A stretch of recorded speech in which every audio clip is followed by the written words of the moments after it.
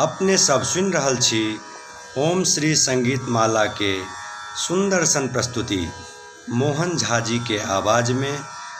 आओ सुनल जाओ ये सुंदर सन शिव नचारी। हे अंगना अंगना अंगना अंगना अंगना अंगना भोले बाबा के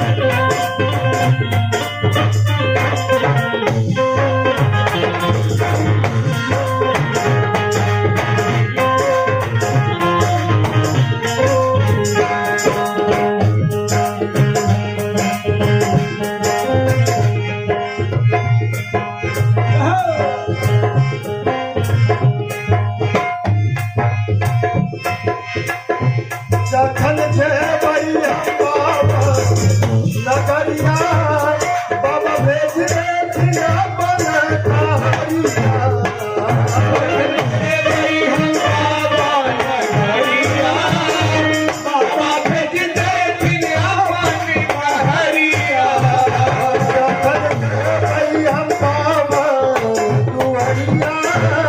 बाबा भेज दे बिना कहरिया जगते भाई हम बाबा दुहरिया बाबा भेज दे बिना कहरिया बोल बाबा कहीं दे भाई बोल बाबा हर हर बम बम दे भाई हर हर बम बम दे जय भाई